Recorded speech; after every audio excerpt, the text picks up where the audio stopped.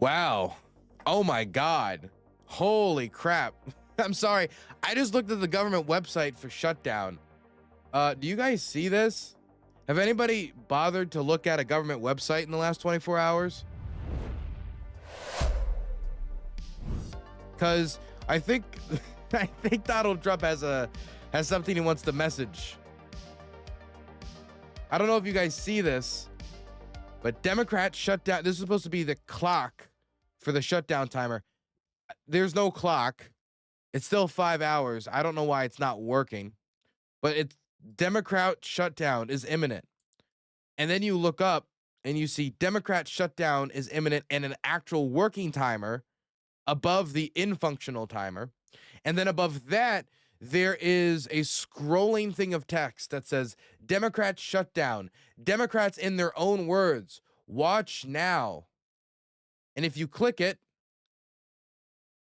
they have a live stream going on off of the White House website of different Democrats condemning shutdowns from previous administrations, saying that this shutdown is partisan, that we shouldn't shut down the government for these partisan issues, that, Republicans trying to make cuts here or there through the shutdowns, this is not the place to do it, XYZ, that these, you shouldn't use these types of partisan measures. So they're using, and when I say they're using every government avenue possible to message this, I mean, it's to the point where there's being questions asked about the violation of the Hatch Act. And if you don't know what the Hatch Act is, essentially, to dumb it down, it's a piece of legislation that says you cannot use the government in a partisan manner to say, tell federal employees to vote that way, or blame one party over the other and then tell people to support the other party. You can't do that. You can't send out a government employee letter doing that, telling employees to do that.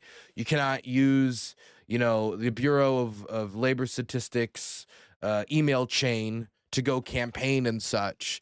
And NPR wrote this article talking about how, think of a government agency, and there's a good chance they've sent an email blaming Democrats for the shutdown. And look at this right now. This is on government websites. This is the website for the Department of Housing and Urban Development. The radical left are going to shut down the government and inflict massive pain on the American people unless they get their 1.5 trillion wish list of demands. The Trump administration wants to keep the government open for the American people. The Trump administration is blaming Democrats for the likely government shutdown and internal federal agency communications, as well as on at least one public website, what experts say could be a violation of federal ethics laws. A bright red banner and pop-up message that appeared Tuesday on the Department of Housing and Urban Development website warns the radical left are going to shut down the government. Staffers and inflict massive pain on the American people. Staffers at multiple agencies in the Cabinet Department received emails on Tuesday from the White House Office of Management and Budget. Many shared screenshots of those emails with NPR or confirmed the text of the message they received. The message said any lapse in government funding would be forced by congressional Democrats. President Trump opposes the government shutdown and strongly supports the enactment of H.R. 5371. Basically, it's a continuing resolution meant to push the budget to November 21st, kick the can down the road, and already passed the U.S. House of Representatives. Unfortunately, Democrats are blocking this continuing resolution in the U.S. Senate due to unrelated policy demands. If congressional Democrats maintain their current posture and refuse to pass a clean continuing resolution to keep the government funded before midnight on September 30th, 2025, federal appropriated funds will lapse. The message continues. The agency has contingency plans in place for executing an orderly shutdown of activities that would be affected by any lapse in appropriation forced by congressional Democrats. Similar messages were received by staff at, and listen to all of these, the Department of Interior, Commerce, Labor, State, Treasury, Justice, Agriculture, Health and Human Services, the Social Security Administration, the General Services Administration, the National Oceanic and Atmospheric Administration, the Securities and Exchange Commission, the Office of Personnel Management, and the National Labor Relations Board, all according to screenshots shared with the NPR team. Republicans control both chambers of Congress but need Democratic support of the Senate to get through any spending bill. A statement from the Department of Veterans Affairs, who used sharply partisan language, saying radical liberals in Congress would be to blame for services not being available during the shutdown, such as career counseling activities and closure of regional benefit offices. Radical liberals are trying to shut down the government to achieve their crazy fantasies of open borders transgender for everybody, and men competing in women's sports. VA Press Secretary Pete Kasparitz said in a statement, if they succeed, they will stop critical veterans care and assistance programs. Now, 97% of their employees will not be furloughed, meaning the majority of VA services will be able to continue. But of course, there will be some that will stop, and there's 3% that will be furloughed.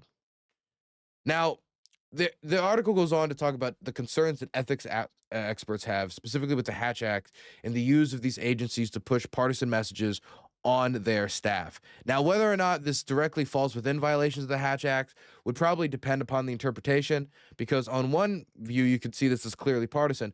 Another would be they didn't tell them specifically to go support Republicans, go do this. There's no like action. There's no call to that. And it's just kind of pointing the finger. I think, there's even a message here. Here it is.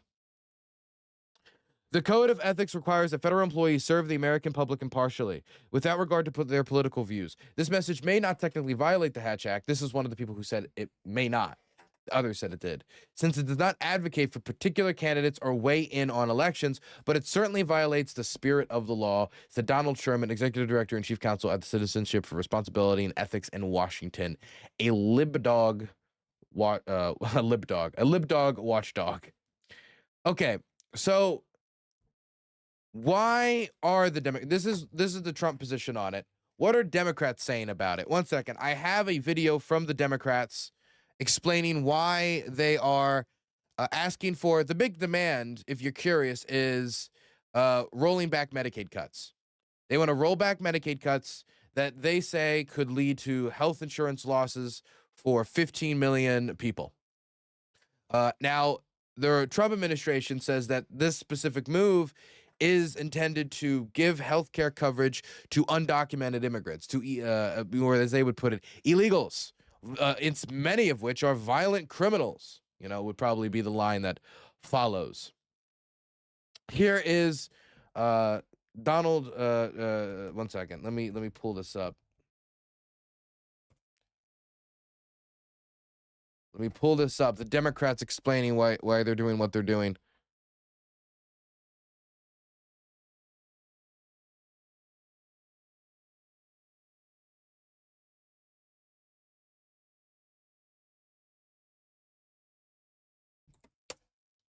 Maybe it'll come up. There it is. Here it is. I found it. Yep. Trump reposted it, actually. There's no way to sugarcoat it. Nobody likes Democrats anymore. We have no voters left because of all of our woke trans bullshit. Not even black people want to vote for us anymore. Even Latinos hate us. So we need new voters. And if we give all these illegal aliens free health care, we might be able to get them on our side so they can vote for us. They can't even speak English, so they won't realize we're just a bunch of woke pieces of shit, at least for a while, until they learn English and they realize they hate us too. So I know this might be hard to believe, but, you might be confused upon first viewing because it does look very real, but this is actually artificial, what do they call it? Artificial intelligence, I believe it's referred to, created this video here. The sombrero and mustache were actually placed afterwards. I know it's hard to believe, but that is the case. Now, the real message that they delivered from the footsteps of the White House after previous meetings between Chuck Schumer, Hakeem Jeffries, and Donald Trump were denied is that they brought their concerns about the types of cuts and how it would affect people across the country, including how it will affect rural hospitals, which he said, Trump were learning about some of these things for the first time. That's what they said. Obviously, J.D. Vance and the others that were present deny that this is the first time Trump has heard something like this. But talks about the closure of rural hospitals, the loss of people's health insurance coverage, how that's going to affect their families and people trying to pay for their children's coverage, especially when it comes to things like cancer treatment or things that affect the ability to live, not just the quality of life, but the ability of people to live. And the number they keep throwing out is 15 million people. Now, from the framing that Republicans are putting forward, Whether it comes from the press secretary of the Veterans Affairs, whether it comes from Donald Trump talking about transgender for everybody and all this other stuff. This bill has nothing to do with trans people. Okay, the demands of the Democrats have nothing to do with trans people. They're not asking for transgender for everybody. I've heard that thrown out by Trump so many times, and I still don't know what that means. I still do not know what that means. I have no idea. I don't know if he thinks by saying that he'll imply to the American public that if Democrats win, everybody will have to be trans, and they're gonna like do HRT drive-bys with like a needle gun of some sort. I don't know if that means that, they're angry at the idea of covering gender affirming care as part of healthcare plans. I assume it's the former. It's because he doesn't really specify. He just says transgender for everybody and keeps moving, as if there's like a transgender buffet and you can just kind of like roll up on in there and get like a side of the trans with some mac and cheese, with some good Southern mac and cheese. But that's like nonsense. Most of it's nonsense. Like the idea, I heard the women in sport, like men and women's sports. Why would, in any budget bill, in any debate about a government shutdown, why would the Democrats say, we're going to shut down the government unless you allow trans women to compete in professional MMA? Is somebody really going to look anybody in the eye and say that that's what Hakeem Jeffries, sombreroed up with Chuck Schumer, waddled into the White House after being denied many other earlier meetings and getting this last-second meeting with 24 hours on the clock? The Republicans really waited. They really waited to talk to the Democrats on this. And the justification that they gave to waiting till last second to even engage in negotiations with Democrats, which the length that they put on waiting to negotiate with them was quite substantial. There's not really another comparison. But the reason they gave was they were making demands like transgender for everybody. They were making demands like women in men's sports. They were making demands like giving healthcare coverage, taking taxpayer dollars and covering everybody's health insurance, including illegal immigrants. Now, mind you, federal funds cannot be used to finance undocumented people's healthcare coverage. If you want undocumented people to be covered, it's going to have to be through a state program or the usual coverage that any person would get with emergency or pregnancy care, i.e., if somebody has their body dropped in front of a hospital and they got bullet wounds in their chest, we're not going to let them bleed out on the sidewalk, and the federal government compensates hospitals in instances like that. Same thing is true for pregnancy. And that makes sense. We don't want a bunch of stillbirths in the country. You cannot tell me that you're a pro-life Republican who's going to fight against abortion tooth and nail because abortion is murder, but then somebody is going through labor, goes to a hospital, and because they're undocumented, you'd rather them have a higher chance of stillbirth or infection and the death of the mother or the infant because they're undocumented. It doesn't really make you. Then you're not pro-life. Then you're pro-life of American citizens. If you're South American, I guess abortion's legal. I don't know. Point is, there's not a federal There's no federal. We're giving our money to the undocumented for this. States can choose whether they use their funds to fund that. And the Trump government has chosen fights with states over that specific issue because they don't like that, because they see it as an incentivization of undocumented immigration. But that is a totally separate issue than either the continuing resolution to November 21st or what the Democrats are demanding with the rollback of Medicaid cuts. And so I kept looking around trying to figure out what exactly this could be referring to, if there is even an attempt here, to be honest. And what I stumbled upon was there's going to be 1.4 million Americans, 1.4 million people in the immediate future, very soon, in the next few months, that are going to lose their health insurance coverage. We don't know if it's exactly going to be 1.4. Of course, some of them might take private insurance. Some of them might find other alternatives. But there's a potentiality of 1.4 million people losing health insurance coverage who don't have citizenship. Now, mind you, when I say don't have citizenship, I do not mean that these are undocumented people. I am talking about legal American residents, people who are here legally, that are going to lose Medicaid and other benefits that they would otherwise be able to rely upon due to cuts. And these are cuts that have targeted now asylum seekers. So these are people who requested asylum and were granted it. Refugees. So these are people who have fled war zones and violence or political persecution, and certain abused spouses and children. This is supposed to happen October 1st, so they have a month left of coverage. Now, look, this right here has to do with legal people, not undocumented people, and certainly not people who are undocumented criminals, which is the way that is being portrayed as to what Democrat money would go to. And the thing that gets me is there's no plan to even save these people. The cuts that are being asked to be rolled back is going to mostly be helping American citizens. And it's not going to be helping anybody that's undocumented. It's not going to be going out and saying undocumented people now get federal funds. It's going to be mostly for American citizens that are the ones that are at risk for losing their health insurance coverage. And I'm not saying this to just say that I think it's ridiculous that these people are losing their health insurance coverage. I think they should have their health insurance coverage. I think every American should have health insurance coverage. We're the richest nation on the planet. That's my view. Obviously, the Trump administration might have a different view than that, or a very different view about how to get there, which means never getting there, at least in practicality terms. But they used this justification of undocumented people, illegal people, in their words, using these federal funds to give them money. That the Democrats are asking for $1.5 trillion in taxpayer money in a medical grab bag for undocumented people. That is how it's being presented. And that's why Trump canceled negotiations that were supposed to happen on Thursday of last week. So they were supposed to be negotiations in advance of a shutdown.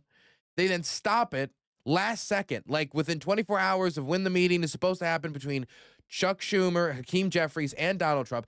He cancels it last second. You know, transgender for everybody, illegal immigrants are going to get your monies.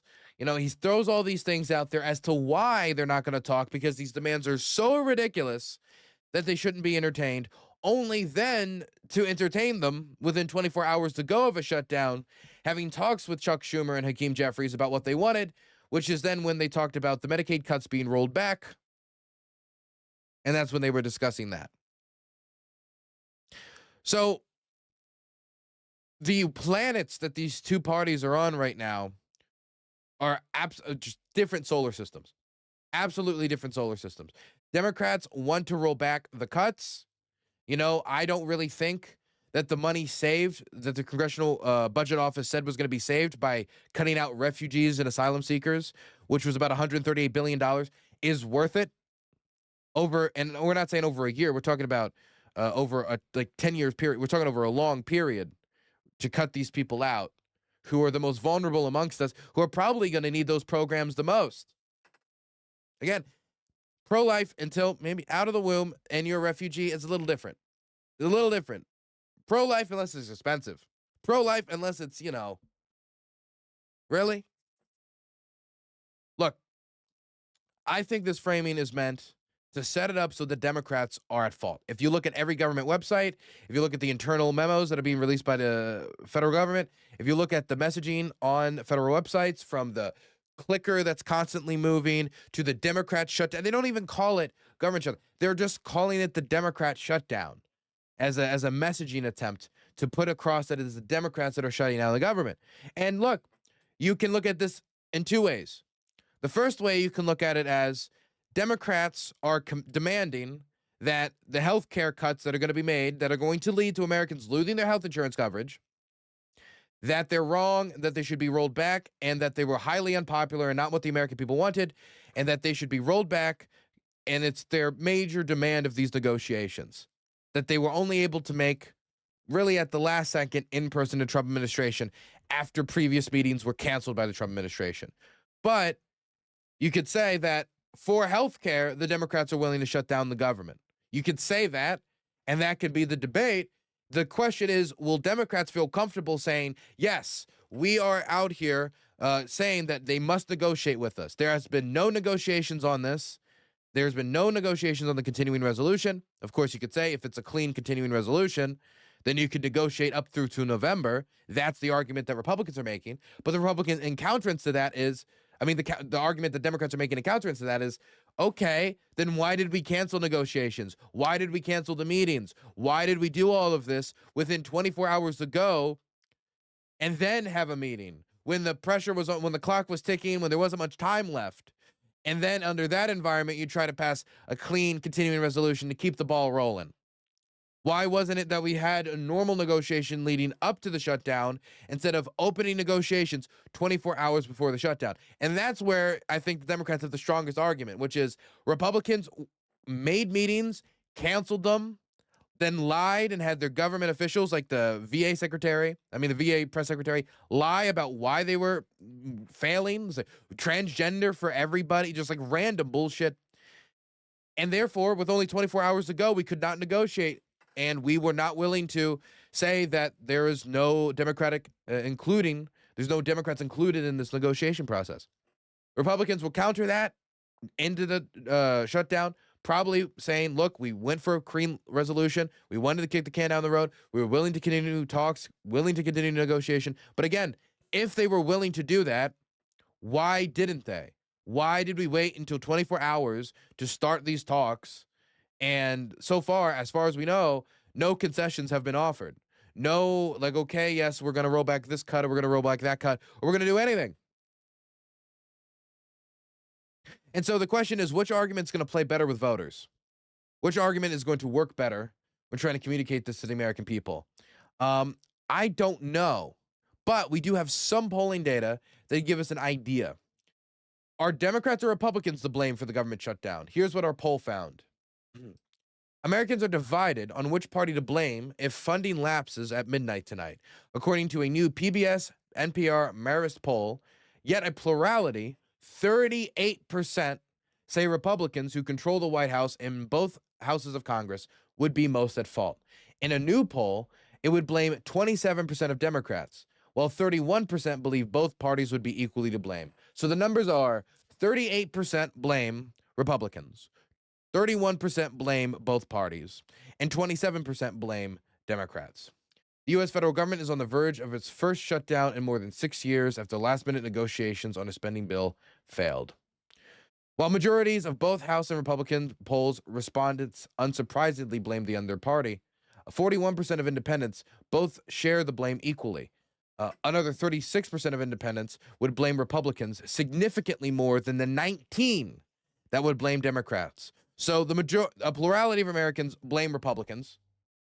And if you ask independents, there seems to be almost double the amount of independents that blame Republicans over Democrats. And that is the section of the American public that going into a midterm election, you would want to win.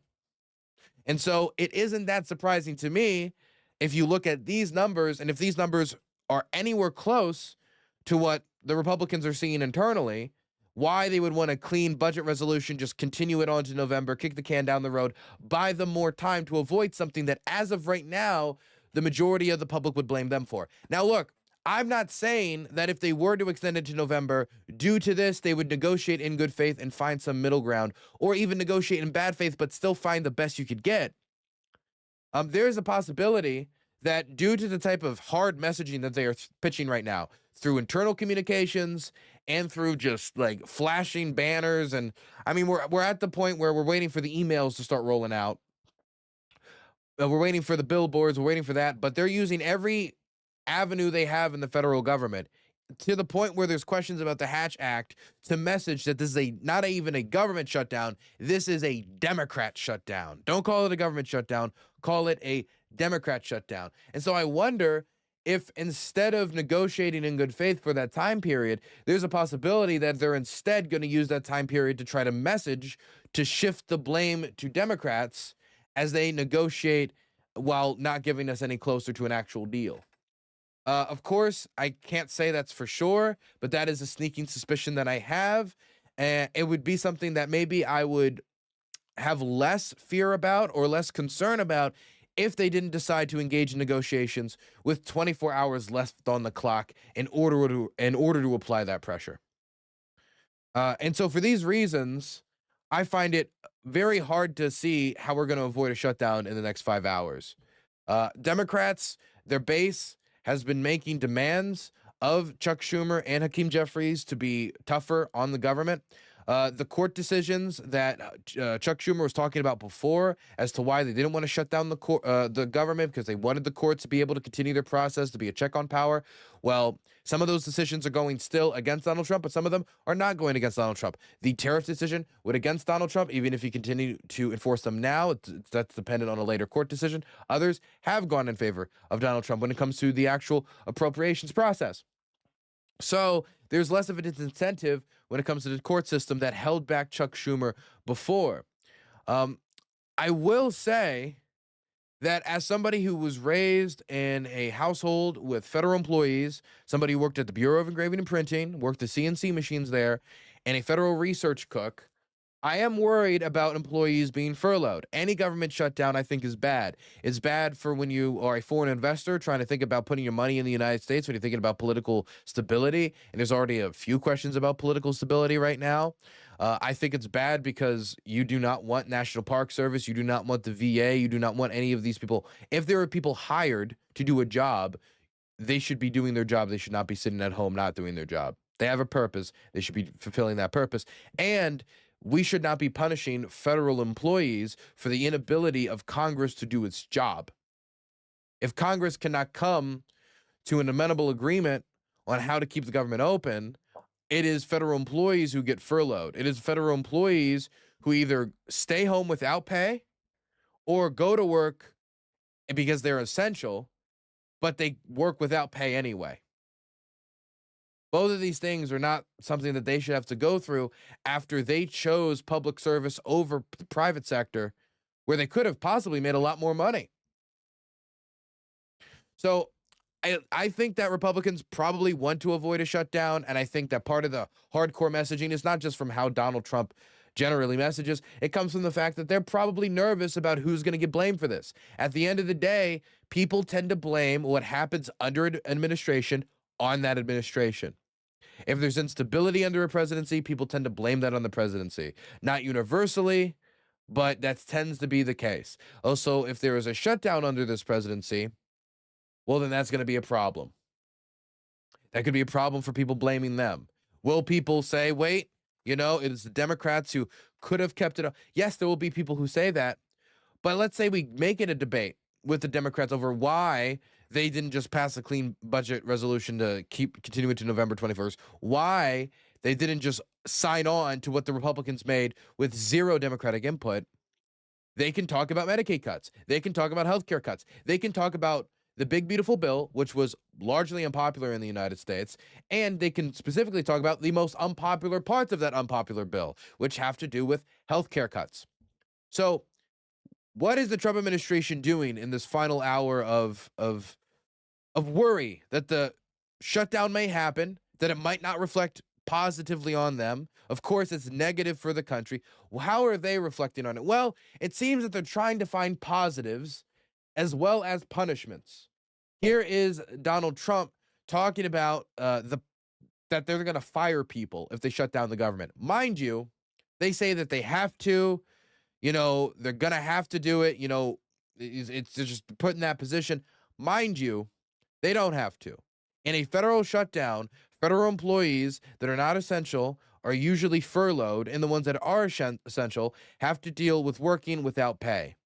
There is nothing during a federal shutdown that means that you have to fire anybody. And it more feels like using the veil of a government shutdown to fire those that you want to fire.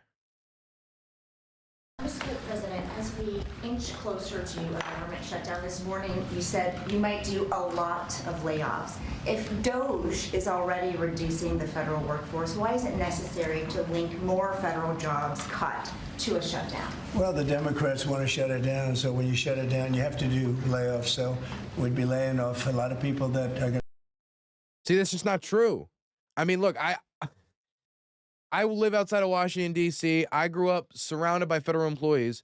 Furloughs is what you have to do. Layoffs is what he wants to do. To be very affected, and the Democrats, they're going to be Democrats. As you know, this country, no country can. Did you hear that? Let's hear that one more time about his threat, about what he's threatening to do and why he's threatening to do it.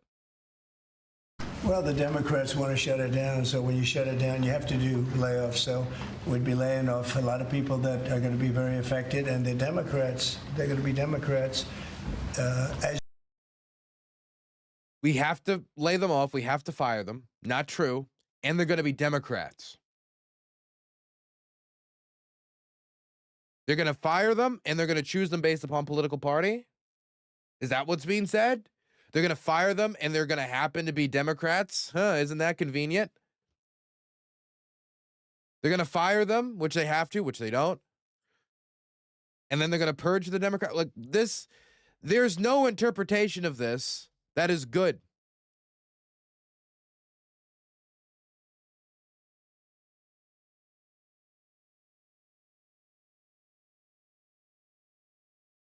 Layoffs can be temporary too, Dylan. Yeah, they can also be permanent. And considering how Doge operated before, I mean, the assumption that they're going to lay them off and then bring them back, he's not saying that. He used the word layoff. He didn't say furlough. If you say furlough, that can be, it's implied through the word. It's stated clearly through the word, really. It's not implied.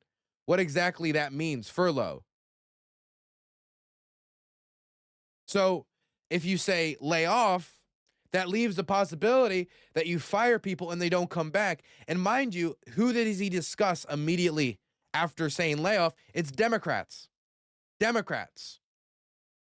He's choosing a political party, a partisan identification, somebody's personal political beliefs, and say that we're going to fire people, we're going to lay them off, and they're going to be Democrats. Even under the best interpretation, if you assume that he's not saying we're literally just going to go through the federal government, look at party affiliation, and fire the ones that don't agree with me, you would have to say that all those reports of, at high level positions at the FBI and other agencies, that they weren't asking people what their position on the 2020 election was. They weren't asking who the real patriots were on J6.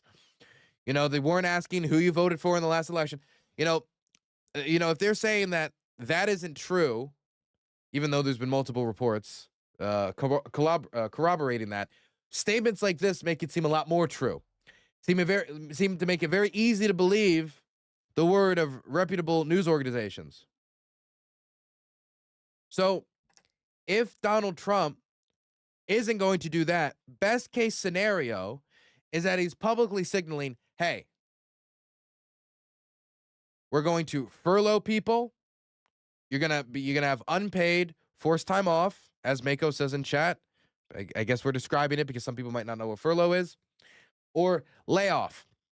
You're going to be partying with us. Maybe you'll come back. Maybe you won't.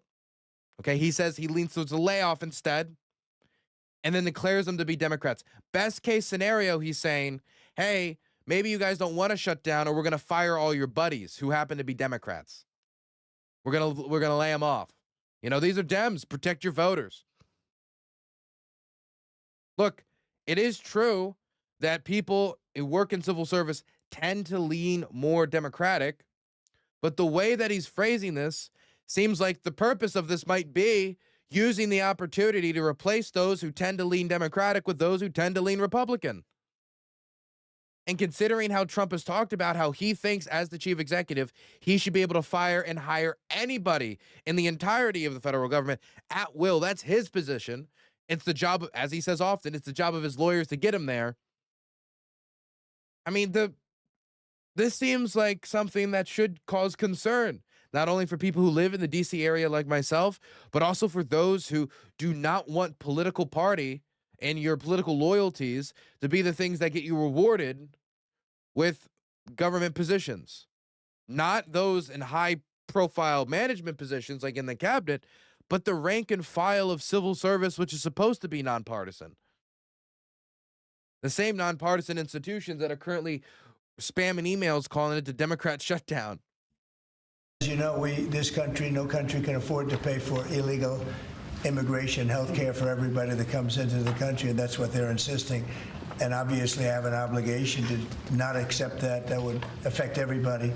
You know, when I see what we're doing with AI and all the plants that are opening up in the country, $17 trillion is coming. And if you compare that to Biden, Biden had, in 4 years, less than $1 trillion. We have 17 trillion, more than that. I think it's going to be much more than that, David, by the end of this year. I think it's going to be far over that. It's a record. It's already a record in 8 months. Look, we don't have much time left. We have a little bit over 4 hours until the government shuts down. I don't think we're going to make that. Right now, this is talk, and a layoff could be reversed. But if there are permanent layoffs made during any government shutdown, instead of furloughs or, just holding people back until it's all over, that should cause a firestorm. It should. That is Trump using the shutdown as an opportunity to remove people from their jobs that Congress has allocated budgets for, that these people have worked their entire lives in order to work in this position, irrespective of the fact that they probably could have gotten a more profitable position in the private sector for many of these positions, for many of these jobs. Now it's just a waiting game to see if we're going to clock out the timer with the last 4 hours, and whether or not Trump, when he signals about these Democrats that are going to be laid off, whether he really intends to just aim at the Dems and fire those, sorry, but we're going to be separating ourselves from you. All those notices. I think it's called a government purge. Is that right? If he goes through and just starts trying to fire people in the federal government who are Democrats for being Democrats, yeah, you could call that a purge. You could call that a purge.